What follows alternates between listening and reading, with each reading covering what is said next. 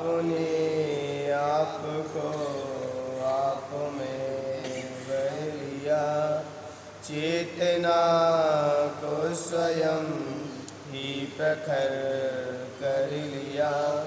वीतरागे प्रभु हे महावीर जिन, आदिनाथ प्रभु तुम हो तारण तरण। आपके द्वै चरण में विनम्र नमन, आपके द्वै चरण में विनम्र नमन।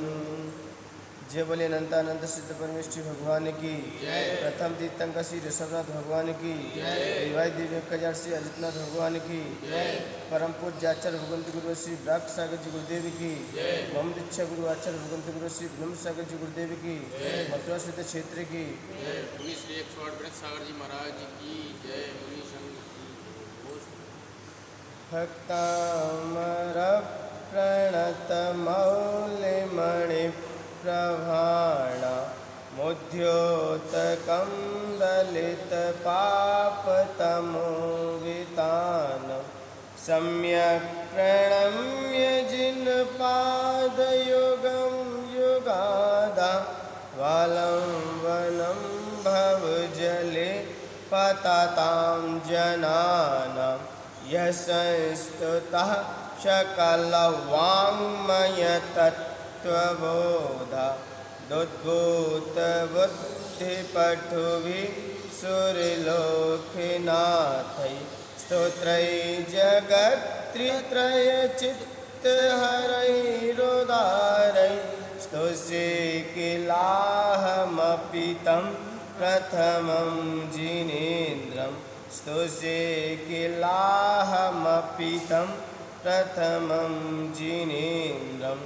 उच्चैरशोकतरुसंसितमुन्मयूख, मवातिरूपममलं भवतो नितान्तं, स्पष्टोल्लसत्किरणमस्तितमोवितानं, बिम्बं रविरिव पयोधरपार्श्ववर्ति, बिम्बं रविरिव पयोधरपार्श्ववर्ति। विगत दिन से दशलक्षण पर्व, क्षमावाणी पर्व ये संपन्न हुए। भक्तामर स्तोत्र जिसके 28 छंद पूर्ण हुए। 28 छंद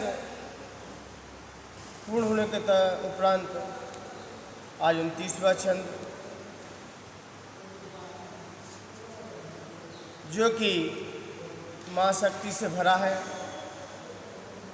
28वें छंद में आचार्य भगवंत ने कहा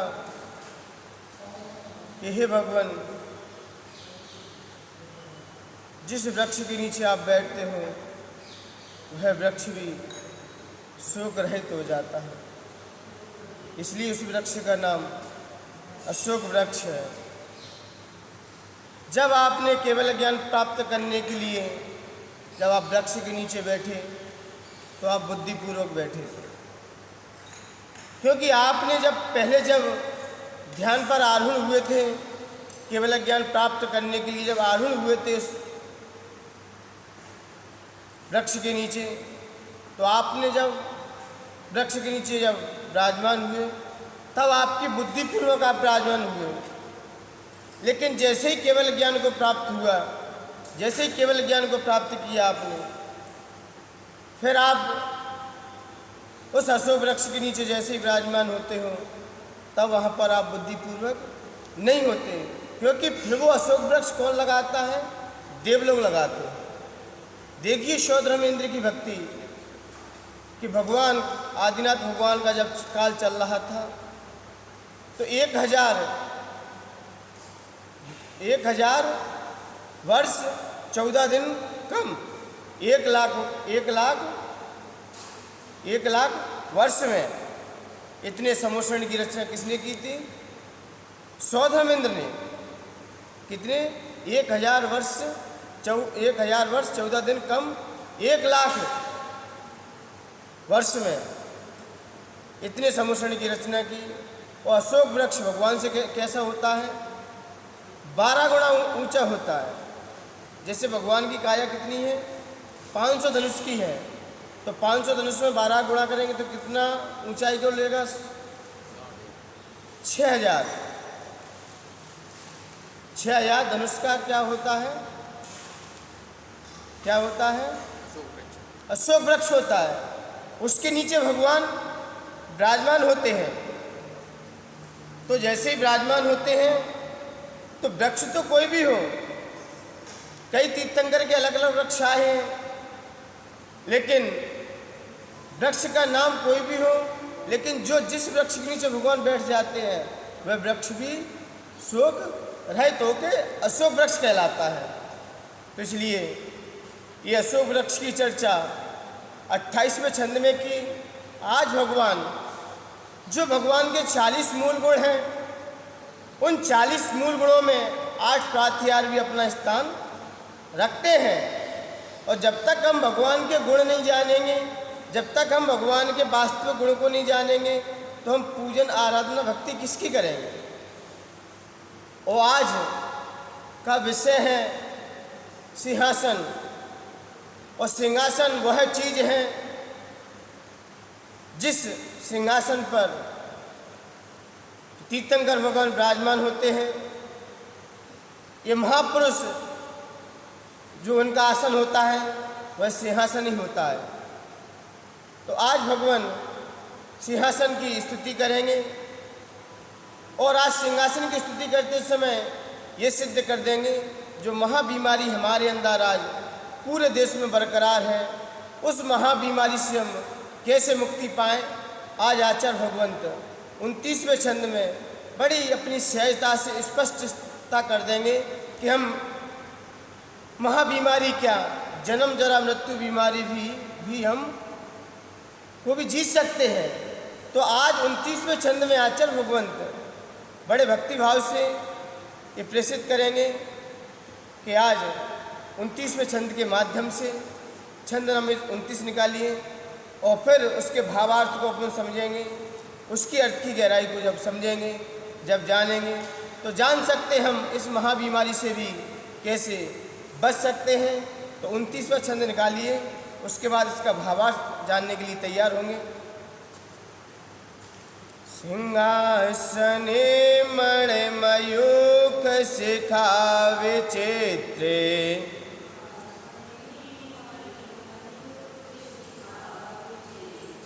सिंहासने मणिमयूख शिखा विचित्रे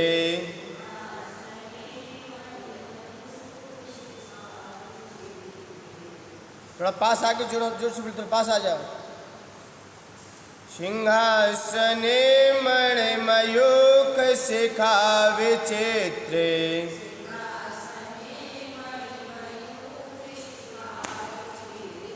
विभ्राजते तव वपु कनकावदातं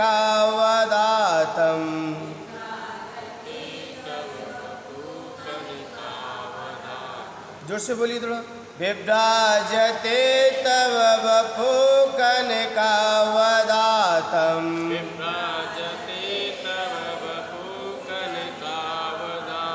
बिंबं वियत् विलसिदंशुलतावितानं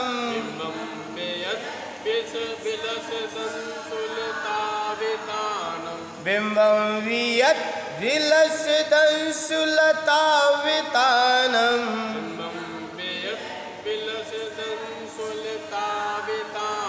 तुंगोदयार्द्रशिरसीव सहस्रस्मे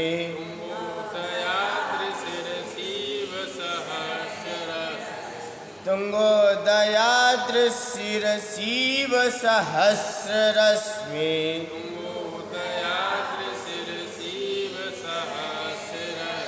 एक साथ बोलिए। सिंहासने मणिमयूख शिखा विचित्रे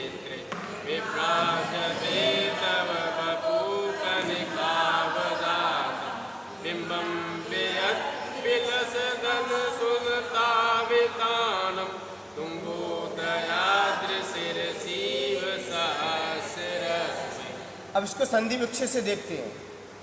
इस छंद को संधि विच्छेद के माध्यम से कहाँ कहाँ संधि हो रही है, तो सिंहासनी, सिंह प्लस आसनी, सिंह प्लस आसनी, आसनी सप्तमी व्यक्ति का काम करता है यहाँ पर। और भी आगे निकलेगा तो पर, मैं पर, सिंहासन पर, तो ये यहाँ पर मणि मयूक, शिखा विचित्र, विभ्राजते तव वपुः कनका वदातम, कनका वदातम। फिर कहाँ पर है संधि, बिंबम बियत, बिंबम बियत, यहाँ पर क्या है, बिंबम बियत, बिलस, बिलस, बिलस, बिलसत, बिलसत, अंशु लता वेतानम, यहाँ ता का दा हुआ है। और तुंगो, तुंग, तुंगो दयार्दी, तुंगो मिस, तुंगो दयार्दी, तुंग, तुंग, तुंग बोलते तुंगी पर्वत, यहाँ पर क्या शब्द है, तुंग, धन क्या है, उदय, उदय आरदी, उदय आरदी, तो यहाँ पर भी सिर शिव सहस्र रश्मि, सहस्र, यहाँ पर क्या है, सहस्र शब्द है, ना कि सहस्त्र, लोग सहस्त्र पढ़ते हैं, तो यहाँ पर क्या है, ये सहस्र, सा में रा लगा है, तो सा आधा है, रा पूरा है, तो सहस्र रश्मि, जब रा आधा होता है तो ऊपर जाता है, और अब जब रा पूरा होता है तो नीचे आ जाता है, तो सा आधा, तो सहस्र रश्मि। अब इसके अर्थ को जानते हैं। सिंहासने, सिंहासन पर कौन, सिंह धन आसन, किस आसन पर विराजमान है भगवान, किस आसन पर विराजमान है, सिंहासन पर। कौन से सिंहासन पर, सिर पर नहीं, सिर वाले आसन पर विराजमान नहीं है भगवान, लोग समझेंगे नहीं, सिर वाले आसन पर विराजमान है, सिंहासन पर। तो कैसे विराजमान है, मणि मयूक शिखा विचित्र, वह सिंहासन कैसा है, मणियों से युक्त है, मयूक जिसकी किरणें तीक्ष्ण है, जिसकी किरणें कैसी है, तीक्ष्ण है, शिखा जिनकी शिखा के, जिनके अग्रभाग पर विचित्र कांतिमान हो रही है। सिंहासन कैसा है भगवान का, जिस आसन पर भगवान विराजमान वे होते हैं, वह आसन कैसा है, मणियों से खचित है, मणियों से कैसा है, खचित है, और देदीप्यमान हो रहा है। और मणि कैसे है, जो जयपुर वाले आर्टिफिशियल मणि नहीं लगे उसमें, जो आज के लोग जो रत्न बरसाते वो मणि नहीं है, अकृत्रिम मणि है, जो देवों द्वारा लाए गए हैं। ऐसा सिंहासन पर जब भगवान विराजमान होते हैं तो विभ्राजते, विभ्राजते, तो विभ्राजते यानी कि उनका अत्यधिक शोभायमान हो रहा है, उनका क्या, वह सिंहासन क्या शोभायमान हो रहा है, किससे, तब वपु, तब मिस आपका, वपु में शरीर, तब मिस आपका, वपु में शरीर, कनकावदांतम, उनका शरीर कैसा है, गोल्डन है। शरीर कैसा है भगवान का, आध्यात्म भगवान का शरीर कैसा है, गोल्डन है। चिंतन कीजिए, सुमेरु पर्वत लगा हुआ है, और सुमेरु पर्वत के ऊपर कोई सूर्य आ जाए, सुबह उगता हुआ धमकता हुआ सूर्य निकल आए, धमकता हुआ सूर्य यदि सामने आ जाए तो क्या लगता है, क्या लगता है, जब गोल्डन, जब सुमेरु पर्वत हो, ऊंचे पहाड़ की चोटी हो, और कोई सूर्य धमकता हुआ निकल आए तो कैसा सुशोभित होता है, कैसा पर्वत कैसा लगता है, पर्वत कैसा लगता है कि पर्वत भी, और सुबह का सूर्य, सुबह सूर्य उदित हो रहा हो और सामने ही आ रहा हो, और उदयाचल की चोटी पर जब निकल रहा हो, आधा ढक गया हो आधा निकलने वाला हो, तो कैसा सुशोभित होता है, कैसा दृश्य लगता है। ऐसा लगता है कि उदयाचल की चोटी पर ही सूर्य विराजमान हो, लगता है कि नहीं लगता प्रमोद भैया, लगता है कि नहीं, क्या लगता है कि उदयाचल की चोटी पर सूर्य स्थित हो, क्या सूर्य उस पर स्थित रहता है कि नहीं रहता है? क्यों प्रमोद भैया? उदयाचल चोटी पर रहता है कि आकाश में रहता है सूर्य? आभास होता है, आवास दिखता है। तो ऐसे ही भगवान का है, भगवान सिंहासन पर विराजमान होते तो उससे 4 अंगुल विराजमान होते हैं, उस पर विराजमान नहीं होते। कितने? उससे निर्लिप्त हो जाते हैं, उसमें लिप्त नहीं होते। भगवान सिंहासन पर विराजमान नहीं होते। जब समोषण लगता है भगवान का तो उससे 4 अंगुल ऊंचे होते हैं, उस पर स्थित नहीं होते। तो इससे ये जाहिर होता है कि आप उस सिंहासन से भी अलिप्त हो, उस सिंहासन से आप रहित हो। तो यहाँ पर आचार्य मंतुम करे जैसे कि उदयाचल की चोटी पे लगता है अपन को कि उदयाचल की चोटी पर सूर्य स्थित है, लेकिन जब पता चलता है तो उससे वो रहित होता है। तो इसलिए यहाँ पर यही दर्शाया गया है कि भगवान, कि हे भगवान, जब आप सिंहासन पर विराजमान होते हैं, वह सिंहासन देदीप्यमान है, कांतिमान है। और कैसा है वह सिंहासन? मणियों से खचित है। वो उसकी शिखाएं इधर बिखर रही है और उस सिंहासन पर आपका शरीर ऐसा सुशोभित होता है। क्या? बिंबम वियत, बिंबम, बिंबम में क्या है? सूर्यबिंब। वियत, वियत यानी कि आकाश से बिलसत, बिलसत सुशोभित हो रहा है। जैसे आकाश से कोई सूर्य निकलता है तो धंसु लता वेतानम, अंशु लता वेतानम यानी किरणों रूपी लताओं का समूह, यानी किरणों रूपी लताओं का समूह। ऐसा सूर्य जब उदयाचल की चोटी से निकलता है तो तुंगोदयार्दी, तुंगो में क्या होता है? तुंग, तुंगरी पर्वत सुनते हैं? तुंगरी, तुंगरी, मानतुंग, मानी तुंगी। तुंग में क्या होता है? तुंग में क्या होता है? तुंग में क्या होता है? तुंग का मतलब क्या होता है? ऊंची चोटी, ऊंचा पर्वत। गिरी में तो पर्वत हो गया, तुंगगिरी बोलते हैं, तुंगगिरी। तो गिरी का मतलब होता है पर्वत और तुंग का मतलब होता है ऊंचा। तुंग का मतलब क्या होता है? ऊंचा, वह ऊंचा पर्वत। तो तुंगोदयार्दी, जब ऊंचे पर्वत पर उदयादि, जब उदय होता है कौन? सिर शिर सहस शेष रश्मि, सिर शिव सहस रश्मि, जो 1000 किरणों को, 1000 किरणों वाला वह सूर्य जब उदयाचल की चोटी से जब उदित होता है तो ऐसा लगता है, कैसा लगता है?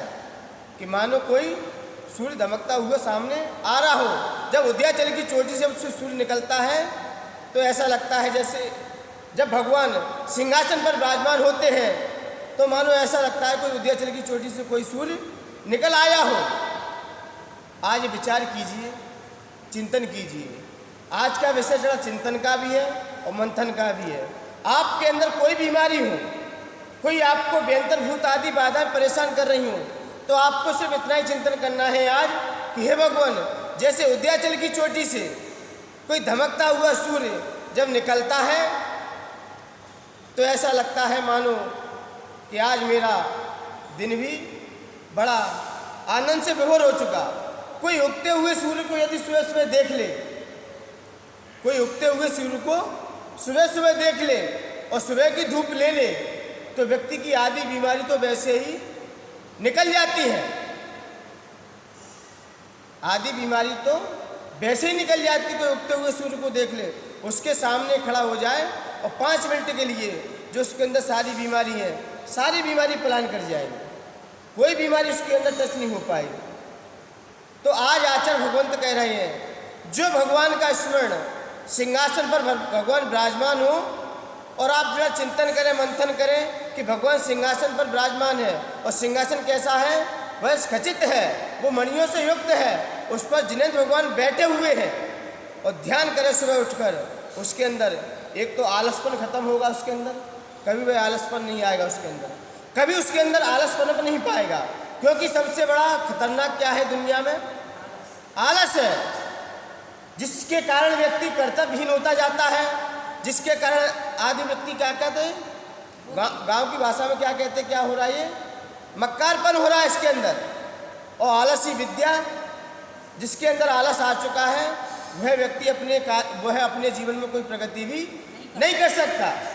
तो इसलिए सुबह उठते हुए कोई व्यक्ति सूर्य को देखता है तो उसके अंदर आलस का विनाश होता है, उसके अंदर आलस पनप नहीं पाता। और जो व्यक्ति सूर्योदय के बाद उठते हैं वह अपनी जिंदगी में कभी प्रगति भी नहीं कर सकते, वह कोई कार्य को भी सफल नहीं कर सकते।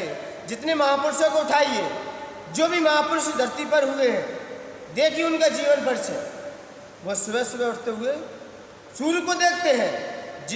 जो भी तीर्थंकर हो, चाहे अरहंत भगवान हो, चाहे महामुनिराज ही क्यों ना हो, जिन्होंने केवल ज्ञान प्राप्त किया है, कब किया है? कब किया है जिन्होंने प्राप्त? ब्रह्म मुहूर्त में। और जितने महामुनिराज ध्यान करते हैं तो कब करते हैं? ब्रह्म मुहूर्त में करते हैं। तो इसलिए आचार्य मानतुंग ने आज सुबह के सूर्य को ही लिया है, ना कि अंतिम सूर्य भी डूबता हुआ दिखाई देता उन्हें। सूर्य अंतिम डूबता हुआ भी वो भी लालिमा से युक्त होता है। वह सूर्य भी कैसा होता है? लालिमा तो युक्त होता है, चाहे उगता सूर्य हो और चाहे ढलता सूर्य हो। ये सूर्य हमें, उगता हुआ सूर्य भी हमें कोई ना कोई संकेत दे के जाता है, और ढलता हुआ सूर्य भी हमें कोई ना कोई संकेत अवश्य दे के जाता है। जब कोई चिंतन हो, जब चिंतन वाला व्यक्ति हो, मंथन वाला व्यक्ति हो, वो खोज करके निकाल लेता है। अंतिम सूर्य को जब डूबता हुआ दिखाई दिया तो कई जीव को वैराग्य भी हो गया, और जिन्होंने उगता हुआ सूर्य देख लिया तो उनके जीवन में भी कई सूर्य पैदा हो चुका कि वास्तव में हमारे अंदर भी कोई सूर्य विराजमान है। हमें भी अपने सूर्य को प्रकट करना है, हमें भी अपने अंदर जो सूर्य बैठा हुआ है उसे भी प्रकट करना है। जब ये सूर्य जब प्रकट होता है तो सारा अंधकार मिटा देता है, और हमारे अंदर भी सूर्य विराजमान है, तो क्यों ना मेरे अज्ञान रूपी अंधकार को मिटाकर और नया सूर्य प्रकट कर दे। तो सूर्य भी हमें कई संकेत दे के जाता है। जब ज्ञानी व्यक्ति होता है, जब चिंतन वाला व्यक्ति होता है, जब अनुभवी व्यक्ति होता है, तो फिर चिंतन मंथन करता है। और जिसके पास चिंतन मंथन करने का समय नहीं है तो फिर क्रियाकांड में ही लगे रहते हैं और वास्तविकता को समझ नहीं पाते। तो इसलिए आज भगवान ने किसका आज विवेचन किया है? सिंहासन का। वह सिंहासन कैसा है? देदीप्यमान है। तो आचार्य मानतुंग आज कह रहे हैं, जो व्यक्ति सुबह उठकर भगवान का चिंतन करे कि भगवान सिंहासन पर विराजमान है, और सिंहासन पर विराजमान है तो उनका शरीर बड़ा देदीप्यमान है, बड़ा कांतिमान है। जब ऐसा कोई चिंतन करे तो उसके अंदर भी आलसपन कम होता है, उसके अंदर क्या? आलस जाता है। दूसरा, उसके अंदर उत्साह पैदा होता है। क्या पैदा होता है? उत्साह पैदा होता है। अंदर से क्या होता है? उत्साह पैदा होता है। दूसरी बात आती है, उसके अंदर स्फूर्ति आती है। उसके अंदर क्या आती है? स्फूर्ति आती है, कार्य करने की क्षमता होती है। कौन के? किसके अंदर? जो भगवान का सुबह सुबह ध्यान में लीन रहते हैं, जो भगवान का चिंतन करते हैं, मंथन करते हैं। और चिंतन मंथन करने वाले व्यक्ति की आप पहचान कर लोगे। चिंतन व्यक्त करने वाले का, उसका मन कभी यहाँ के तो नहीं भटकती। उसका बैठा हुआ भी वो अपने खामोश बैठा रहेगा, चिंतन करता रहेगा। वो खा रहा है तो भी चिंतन करता रहेगा। वो भगवान के द्वार पे भी आ चुका है तो उसकी निगाह इधर उधर नहीं भटकेंगी। ये चिंतन करने वाले व्यक्ति की पहचान है, कि ये अनुभवी व्यक्ति की पहचान हुआ करती है। वो कहीं भी बैठेगा, कहीं भी सभा में बैठेगा तो गंभीरता बैठेगा। जितने भी देखिए राष्ट्र नेता हो, मंच में बैठते हैं, सभा में बैठते हैं, उनकी निगाहें देखो। वो जब भी बैठे किसी के भाषण चलेंगे, शांत मुद्रा, अनुभवी देखेंगे। इससे पता चलता है ये व्यक्ति कैसा है? अनुभवी है, चिंतनशील है, मंथनशील है। और जिनकी निगाह इधर उधर घूमती है, भले ही उम्र में क्या हो जाए, इससे पता चलता है अभी इनके पास अभी वास्तविक अनुभव नहीं है। जिनके अंदर अभी उत्साह अंदर नहीं जागा है, इनके अंदर अभी स्फूर्ति नहीं जागी है। तो भगवान कहते हैं कि ना, ज्ञानी खाता हुआ भी नहीं खाता है, चलता हुआ भी नहीं चलता है, और बैठा हुआ भी नहीं बैठा है। क्योंकि ये कौन है? ज्ञानी है। ज्ञानी व्यक्ति अपने अंदर ही खोजता है सारे विषयों को, वो बाहर नहीं देखता, बाहर कुछ नहीं देखता, वह अंदर ही देखता है। तो आचार्य मानतुंग आज यही कहेंगे कि अपने अंदर भी देखिए, आपके अंदर भी सूर्य विराजमान है, उस सूर्य को भी आप प्रकट कीजिए। तो आचार्य मानतुंग कह रहे हैं कि सुबह सुबह हम भगवान का चिंतन करते हैं, अनुभव करते हैं, तो नई ऊर्जा मिलती है हमें। जो व्यक्ति ज़्यादा अनुभवीशील होगा, चिंतनशील होगा, मंथनशील होगा, उसके अंदर क्या ऊर्जा भरी रहती है, उसके अंदर ऊर्जा एकदम नई नई ऊर्जा उद्घटित होती है। तो इसलिए हमें सुबह उठकर थोड़ा सा ध्यान कीजिए, भगवान का स्मरण कीजिए। आज यही चिंतन करना है सुबह उठकर कल कि भगवान सिंहासन पर विराजमान है और उस सिंहासन पर त्रिलोकीनाथ का शरीर विराजमान है और उसके चारों बगल से किरणें निकल रही हैं, वह किरणें बड़ी देदीप्यमान हो रही हैं। ऐसा जब चिंतन हृदय में करोगे, अंदर करोगे, तो आपके अंदर भी जो महाबीमारी जो भरी पड़ी है, जो अंदर से जो हमें जीने नहीं दे रही है, वह बीमारी भी हमारे अंदर से पलायन कर जाएगी। क्यों कर जाएगी? जब हम त्रिलोकीनाथ का जब सिंहासन सहित स्तवन करेंगे, उनका चिंतन करेंगे, तो बीमारी भी हमारे अंदर से निकल सकती है। क्योंकि आज का फल भी क्या है? नेत्र पीड़ा विनाशक। नेत्र में दर्द कब होता है? नेत्र में दर्द कब होता है? आंखों में दर्द कब होता है? जब हम विषय भोग की सामग्री को बड़ी एकटक से देखते हैं और भगवान के गुणों को हम देख ही नहीं पाते। लोग भगवान के दर्शन करने आते हैं तो भगवान का दर्शन तो कम करते, लोगों का दर्शन ज़्यादा करते हैं कि कौन लोग आ रहे हैं, कौन जा रहे हैं। इनका ध्यान ज़्यादा रहता है लोगों को।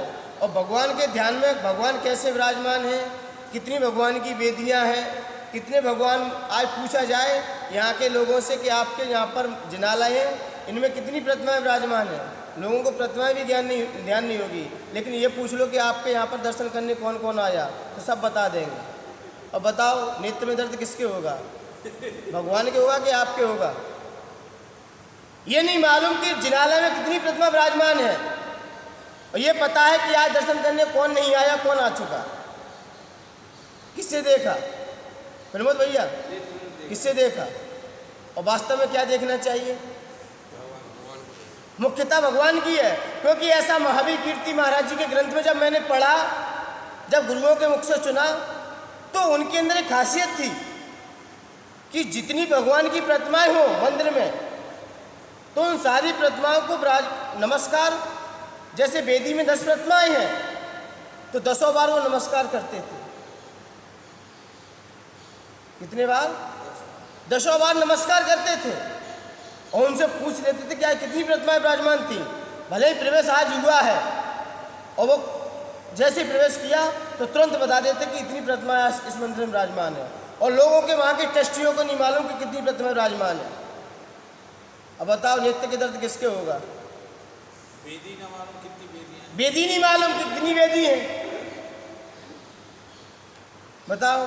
तो इसलिए आचार्य भगवंत कह रहे हैं कि दृष्टि अपनी कैसी होना चाहिए? भगवान के गुणों के प्रति होना चाहिए। तो आपके आँखों की दृष्टि भी, आँखों की रोशनी भी बढ़ती हुई होगी। और कहीं पर निगाह, कहीं पर निशाना, तो दृष्टि किसकी कमजोर होगी? किसकी कमजोर होगी? आँखें किससे पवित्र होती है? वीर का दर्शन करने से। कि आँखें खुले मेरी तो दर्शन हो तो किसका हो? खुले आँखें मेरी, खुले आँखें जभी मेरी, तो गुरु दर्शन तुम्हारा हो नींद में आँखें, हो नींद, अगर मेरी नींद में आँखें हो तो सपना हो तो तुम्हारा हो, और खुले आँखें जब भी तो नज़ारा हो तो आपका हो। जब ऐसा हमारे अंदर भाव होगा तो हमारे नेत्र की रोशनी भी बढ़ती हुई होगी और हमारे नेत्र में कभी पीड़ा नहीं हो सकती। तो आचार्य मानतुंग यही कह रहे हैं कि भगवान का दर्शन कीजिए। कि आज के संदर्भ में मुझे एक चिंतन आ रहा है, आज अष्ट प्रातिहार का विवेचन है। तो अष्ट प्रातिहार में आचार्य भगवंत ने सिंहासन को लिया। किसको लिया प्रमोद भैया? किसको लिया? सिंहासन को लिया। कल के संदर्भ में अशोक वृक्ष को लिया और आज क्या लिया? सिंहासन लिया। लेकिन विषय इसका आता है प्रमोद भैया कि समोषण में भगवान सिंहासन पर विराजमान होते कि कमलासन पर विराजमान होते? क्योंकि धर्मोपदेश तो सिंहासन पर हुआ करता है, क्योंकि राजा महाराजाओं की सभा लगती थी धर्मोपदेश की किस पे लगती थी? सिंहासन पर। किस पे लगती थी? सिंहासन पर। कभी कमल पे बैठा देखा तुमने? अष्टप्रातिहार में देखा जाए तो कहीं तो कमलासन का तो स्थान ही नहीं है। कमलासन का स्थान विवेचन मिलता है तो जब भगवान विहार करते हैं तब उनके नीचे कमल लगते हैं, लेकिन जब धर्मोपदेश होता है तब ये विषय चिंतन खड़ा होता है, अनुभव का विषय होता है, तब भगवान कमलासन पर विराजमान होते कि सिंहासन पर विराजमान होते हैं। अब ये चिंतन का विषय है, मंथन का विषय है। अब विचार कीजिए, चिंतन कीजिए, विचार कीजिए कि भगवान जब धर्मोपदेश देते हैं और ये मंदिर जिनालय तो समोषण का ही प्रतीक है। ये किसका प्रतीक है प्रमोद भैया? इधर देखो मेरी तरफ थोड़ा सा। ये किसका प्रतीक है? समोषण का प्रतीक है जिनालय। तो वहाँ पर जब धर्मोपदेश देते हैं तो उपदेश देते समय तो उनका सिंहासन पर उपदेश होता है कि कमलासन पर होता है? तो इसलिए विवेचन मिलता है कि भगवान जब भी उपदेश देते हैं तो सिंहासन पर विराजमान होते हैं, क्योंकि राजाओं की सभाएं लगती हैं तो सिंहासन होता है और ये तीर्थंकर भगवान है। तो विषय यही मिलता है, जब विहार होता है तब पता चलता है कि भगवान कमलासन पर विहार करते हैं। 225 कमल रच जाते हैं जब विहार करते हैं, लेकिन जब उपदेश होता है तो इससे यही जाहिर होता है कि भगवान सिंहासन पर विराजमान होते हैं। भले ही 4 अंगुल उससे दूर हो, लेकिन धर्मोपदेश होगा तो सिंहासन पर ही होगा। और सिंहासन क्यों लगता है? सिंहासन ही क्यों लिया? सिंह धन आसन। सिंह के आसन पर कौन विराजमान है? त्रिलोकीनाथ। तो सिंहासन का मतलब क्या है? सिंह कैसा होता है? एक तो क्रूर होता है। कैसा होता है? क्रूर होता है। और स्वर होता है उसके अंदर। क्या होता है? स्वर का मतलब क्या होता है? स्वर का मतलब क्या होता है? शक्ति से भरा रहता है। और विवेचन मिलता है मुझे सिंहासन के बारे में। आज प्रकरण ही सिंहासन का आ चुका है कि मुंह फाड़े हो सिंहासन, तो ज्योतिषी लोग, तांत्रिक लोग, कोई जो विद्वान लोग होते हैं वो अशुभ मानते हैं। सिंह लोग मुंह फाड़े हो और मंदिर में विराजमान हो तो लोग कहते हैं अशुभ है। ये कैसा है? अशुभ है। सिंह मुंह फाड़े नहीं होना चाहिए। और लेकिन जब आदि पुराण आदि ग्रंथों में जब मैंने उल्लेख पढ़ा, जब मैंने वह शास्त्रों में इसका अवलोकन किया, तो सिंह तो ऐसा होता है उसकी दाढ़ें बाहर निकल रही हो, उसकी दाढ़ें बाहर निकल रही हो, ऐसा सिंहासन क्रूर से भरा हो, और तो भी किसी पे आक्रमण न करे, तो भी किसी पे वह पराक्रम न दिखाए, वह सिंहासन पर त्रिलोकीनाथ जाके विराजमान होते हैं। ऐसे सिंहासन, ऐसे सीन भी, ऐसा क्रूर भरा सीन भी जब भगवान के समोषण में आता है तो वह भी क्या हो जाता है? शांत हो जाता है। तो सिंह भी कैसा है? पराक्रम है। और सिंह कैसा है? सिंह के अंदर विशेषता देखो, वो उसके अंदर आलस नहीं होता। सिंह के अंदर पराक्रमी होता है और पुरुषार्थी होता है। तो इससे सिद्ध होता है कि भगवान ने पुरुषार्थ के बल पर भी उस केवल ज्ञान को प्राप्त कर लिया और सिंह के धारी है। ऐसा पराक्रमी सिंह जो सामने आता है तो वह भी नतमस्तक हो जाता है। इसलिए भगवान के इस आसन कौन सा आया? सिंहासन आया। ये सिंहासन शब्द ही हमें प्रकट कर रहा है। इसलिए भगवान सिंहासन पर विराजमान होते हैं। और सिंहासन पर विराजमान कौन अधिकारी है? कौन अधिकारी है? राजा महाराजा भी देखो, वो भी पराक्रमी होते, पुरुषार्थी होते हैं। राजा महाराजा हो, चाहे आज अपने आचार्य परमेष्ठी के रूप में हो, वो भी कहाँ विराजमान होते हैं? उनका आसन क्या होता है? सिंहासन।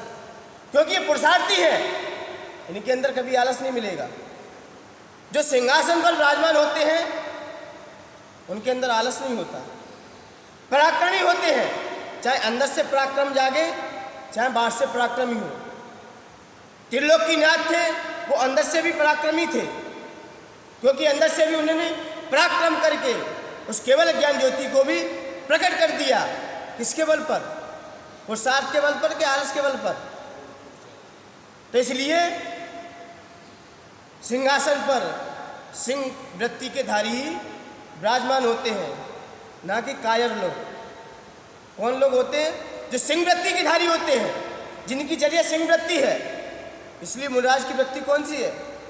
क्या बोलते हैं? सिंह वृत्ति है। सिंह वृत्ति का मतलब क्या है? इन्हें स्वेच्छा से मिलेगा, जिन्हें कोई दे देगा तो खाते हैं। वृत्ति परिसंख्यान होता है इनका एक व्रत। वृत्ति परिसंख्यान एक नामक का होता, विधि मिलेगी तो लेंगे, किंतु सिंह वृत्ति होती है इनके अंदर। कितना स्वाभिमान होता है इनके अंदर। तो इसलिए सिंह वृत्ति के धारी मुनिराज महामुनिराज कहे जाते हैं। तो इसलिए वो उनका स्थान कहाँ होता है? सिंहासन। तो इसलिए ये सिंहासन मुझे संकेत दे देता है, और सिंहासन का ही तो आज झगड़ा है, कुर्सी का ही तो लफड़ा है आज। आज देश देखो तो किसकी लड़ाई है आज? किसकी लड़ाई है?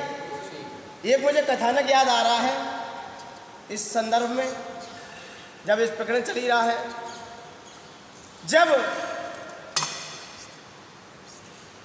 जब एक व्यक्ति जब सफर कर रहा था, तो यात्रा कर रहा था, तो यात्रा करते समय किस पे बैठता है वो व्यक्ति? ट्रेन में बैठेगा। ट्रेन में किस पे बैठेगा? बस में बैठेगा तो किस पे बैठेगा? सीट पे बैठेगा। वो भी उसका, वो क्या है? वो भी उसका सिंहासन है। सीट भी उसकी सिंहासन है उस समय, भले ही आप सीट कह रहे हो उसे। तो वो व्यक्ति जब सिंहासन पर बैठा हुआ था, उस पर अपनी कुर्सी पर बैठा हुआ था, उसे कहीं प्यास लगी। उसे क्या लगी? प्यास लगी। तो प्यास लगती तो व्यक्ति क्या करता है जब जाता है तो और अपनी सीट पे क्या रख के जाता है? क्या रख के जाता है? क्या रख के जाता है? पहले ही क्या रख के जाता है? अंगोछा या रुमाल रख के जाता है। और क्या और चला जाता है, और फिर पानी पी के जब जाता है तो अंगोछा रख के चला जाता है। और कोई व्यक्ति आए, हमारे रमेश चंद्र जी आए, अंगोछा हटाया, खुद बैठ गए, उन्हें सीट मिल गई खाली। तो व्यक्ति आया, बोला कि आपने ये क्या कर दिया? बोले मैंने क्या कर दिया? बोले मैं तो पानी पीने गया था, अंगोछा रख गया था, इससे पता है फिर सीट दूसरे की है। तो ये तो माइंडेड थे रमेश भैया ने कहा कि आप प्रधानमंत्री की सीट पे जाके अपना अंगोछा रख दोगे तो क्या आपकी हो जाएगी क्या? प्रधानमंत्री की सीट पे या कोई मुख्यमंत्री की सीट पे कोई अंगोछा रख दे तो क्या वो आपकी हो जाएगी क्या? तो इसलिए मान्यवर, ये तो परंपरा है। और फिर झगड़े किसके होते हैं भाई? कुर्सी के झगड़े होते भाई, हटो तुम। तो मान्यवर आज झंझट ही है। जब श्री कृष्ण अपनी सैया पे बैठे हुए थे, उनकी सैया इतनी मजबूत थी, उनका सिंहासन इतना मजबूत था कि कोई हिला नहीं सकता था उस सिंहासन को। ऐसा ही है ना, उनकी सैया कोई हिला नहीं सकता था, इतनी मजबूत सैया थी। उनका संगनाद भी कोई कर नहीं सकता था, उनकी भेरी आदि कोई उनके सिवा कोई बजा भी नहीं सकता था।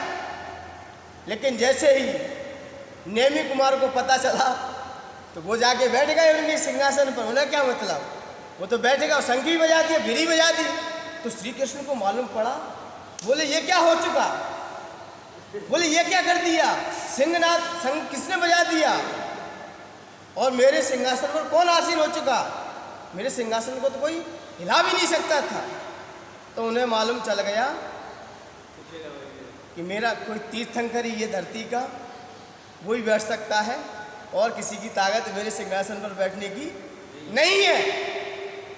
तो उन्होंने राज रच दिया कि इनका क्या किया जाए, क्योंकि जे रहेंगे तो राज्य में कर नहीं पाऊंगा, क्योंकि ये झंझट है ना, क्योंकि मेरे सामने शक्तिशाली होगा तो मैं राज्य कर नहीं पाऊंगा।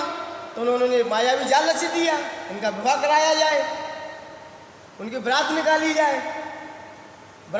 जाए, फिर इनको पशुओं की चीगार दे देंगे तो बैराग भी हो जाएगा। तो ऐसा मायावी जाल घुमाया, उसके चक्कर में श्री कृष्ण ने राज्य किया। किसके चक्कर में? सिंहासन के चक्कर में। किसका चक्कर था? सिंहासन का चक्कर था। और भी बहुत सारी उदाहरण मिलते हैं। जब भरत चक्रवर्ती का आता है तो भरत चक्रवर्ती 60,000 वर्ष लग गए थे, उन्होंने तब वह 6 खंड का अधिपति जीता था। क्या जीता था? 6 खंड के अधिपति को जीत के आए थे और चैत मास में आकर अयोध्या में प्रवेश किया। और चैत माह में जैसे प्रवेश किया तो लोग क्या मानते हैं? चैत जब लगते हैं तो वहीं से क्या मानते हैं? मार्च के 25 मार्च से ही क्या लग जाते हैं? नया संवत लग जाता है, नववर्ष मानते हैं।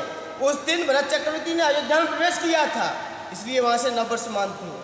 वहीं से परंपरा आई है नई वर्ष की, क्योंकि 60,000 वर्ष किसको लगे थे? 6 खंड के अधिपति जीतने को। लेकिन 1000 वर्ष में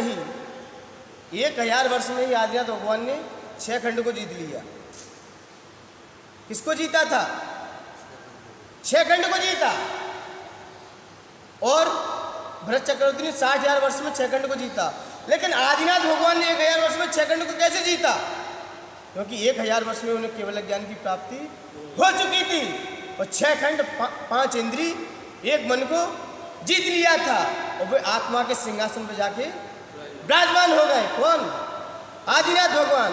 और भरत चक्रवर्ती जो 5 मलेच्छ खंड और 1 आर्य खंड को जीता, तब उन्होंने 6 खंड के अधिपति हुए। बताइए श्रेष्ठ कौन है?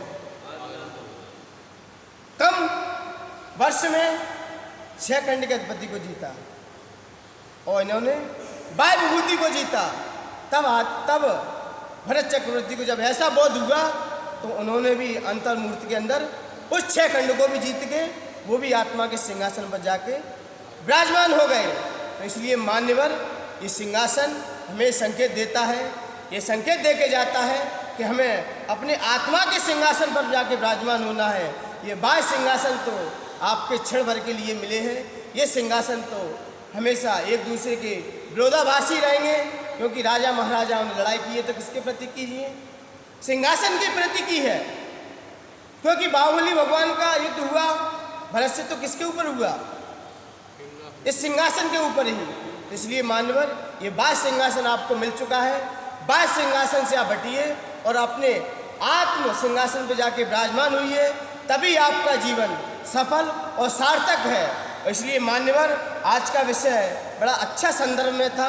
आज के संदर्भ में बहुत सारी आपने घटनाएं सुनी। इसलिए मान्यवर आप इस महाबीमारी से आप बच सकते हो, आप इस महाबीमारी से भी आप मुक्त हो सकते हो। तो आज एक ही उपाय है कि आप भगवान का चिंतन ऐसा करें कि हे भगवान, कि भगवान सिंहासन पर जाके विराजमान हैं और उनके सिंहासन पर कई किरणें निकल रही हैं।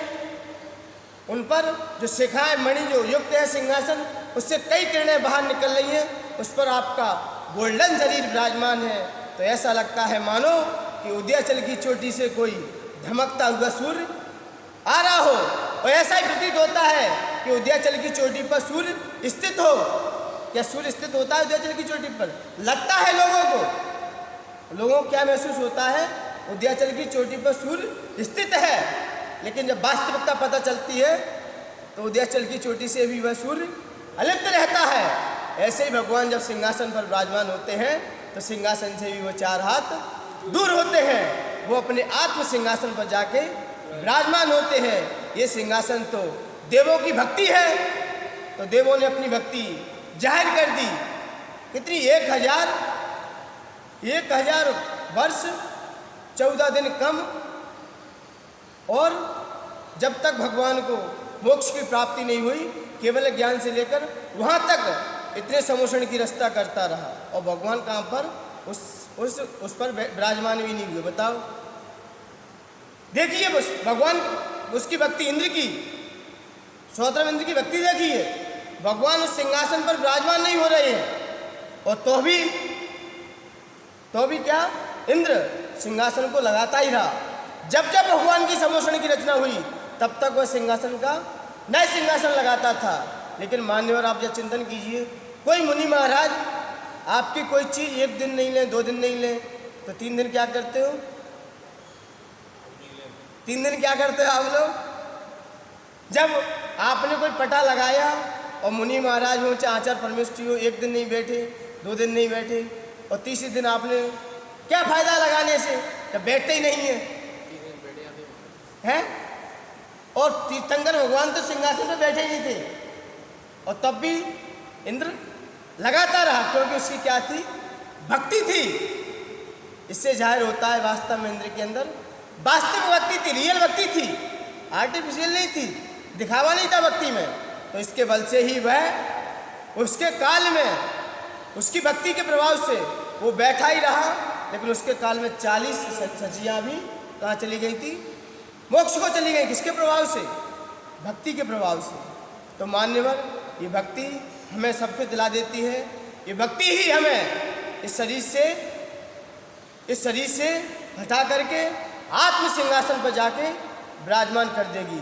तो इसलिए मान्यवर, आज के संदर्भ में आपने समझा जाना कि हमें अपने इस बाह्य सिंहासन से हटकर आत्म सिंहासन पर जाके विराजमान होना चाहिए। ये बाह्य सिंहासन थे तो ये बाह्य सिंहासन कहीं ना कहीं आपके झंझट के कारण बनेंगे, कहीं ना कहीं ईर्ष्या और द्वेष के कारण बनेंगे। इसलिए ये बाह्य सिंहासन से हटकर हमें अपने आत्म सिंहासन पर जाके विराजमान होना है। कल अपन जानेंगे कि हमारे घर में जो दरिद्रता प्रवेश कर जाती है, वो दरिद्रपन कैसे हटे। क्योंकि कल का विषय किसका है? कल का विषय आएगा कुंदावदा, चमर का आएगा। तो चमर ऐश्वर्य का प्रतीक है, हमारे दरिद्रता का नाश करेंगे। वो कैसे नाश करेंगे? आज अपन ने जाना, जब हम भगवान का सिंहासन पर विराजमान होकर जब हम भगवान का चिंतन और अनुभव करते हैं तो सारी बीमारियां पलायन हो जाती हैं। आइए इसके अर्थ को थोड़ा सा और जानते हैं कि ऊंचे सिंहासन पर सिंहासन है मणिमयूख, मणियों की किरणों के शिखा विचित्र अग्रभाग की पंक्तियों से सुशोभित क्या सिंहासन है। सिंहासन पर तब आपका कनकावदातम स्वर्ण के समान स्वच्छ बपू शरीर, तुंग उदयार्थी, जो तुंग ऊंचे उदयाचल के शिखर पर वियद विलसत आकाश से सुशोभित अंशु लतावितानम किरणों रूपी लता समूह वाले सहस्त्र रस में सूर्य के जो सहस्त्र रस वाले सूर्य के बिंब के समान अत्यधिक शोभायमान हो रहा है। हे भगवान, आपका शरीर सिंहासन पर विराजमान होकर ऐसा लग रहा है जैसे उदयाचल की चोटी से कोई सूर्य निकल आया हो। तो फीट करने के लिए तैयार। आंखें बंद कीजिए और थोड़ा सा अंदर स्मरण कीजिए। आंखें बंद।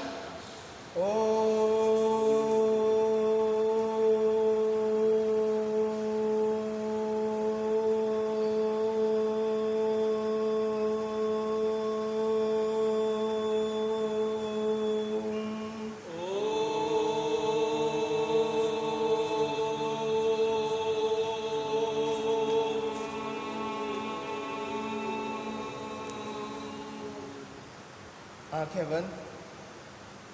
मन को आज्ञा चक्र पर ले जाइए।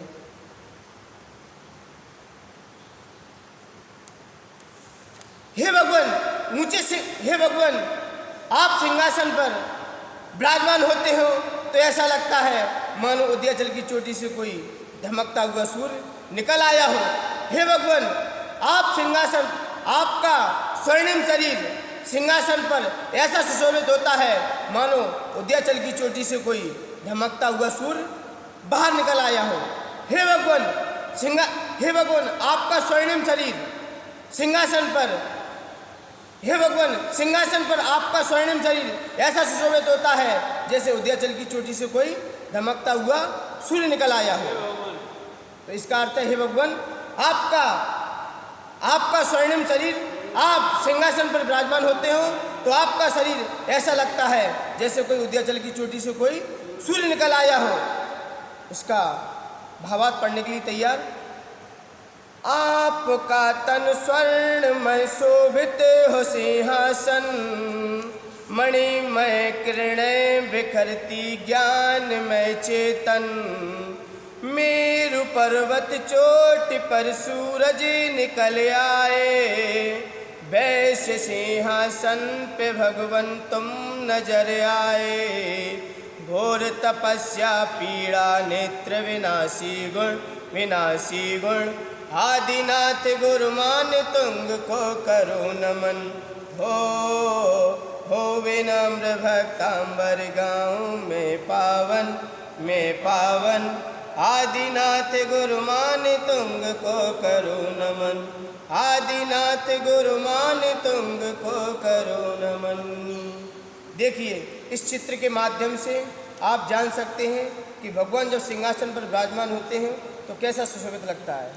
देखिए, स्वर्णिम शरीर है और किरणें निकल रही हैं चारों तरफ। ऐसा लग रहा है कि कोई उदयाचल की चोटी से कोई धमकता हुआ सूर्य बाहर आ रहा हो। ये प्रतिभासित होता है। इससे पता चल जाता है कि भगवान सिंहासन पर आप ही सुशोभित हो रहे हैं। आपका यह शरीर बड़ा सुशोभित हो रहा है, कांतिमान हो रहा है, देदीप्यमान हो रहा है। इसलिए मान्यवर, आज अपन ने 29वें छंद को जाना समझा। आज यही चिंतन करना है कि अपन एकांत स्थान पर जाके विराजमान हो जाएं और भगवान सिंहासन पर आरूढ़ है और भगवान का स्वर्णिम शरीर है और बड़ा कांति निकल रही है किससे? सिंहासन से। जब ऐसा अपन अंतरंग ध्यान करेंगे तो अपने अंदर जो बीमारियां जो पनप रही हैं वो वहीं पर जाके डैमेज हो जाएंगी, क्योंकि पहला कार्य शरीर हमारा स्वस्थ रहेगा, मन प्रशस्त रहेगा तो आत्मा भी एकदम प्रसन्नचित्त रहेगी। इसलिए हम उस सिंहासन पर भी जाके विराजमान हो सकते हैं इन्हीं पवित्र भावनाओं के साथ। जय बोलिए आचार्य भगवंत गुरु श्री मानतंग महामुनि राज की, आचार्य भगवंत गुरु श्री विनम्र सागर जी गुरुदेव की। श्री सागर जी महाराज।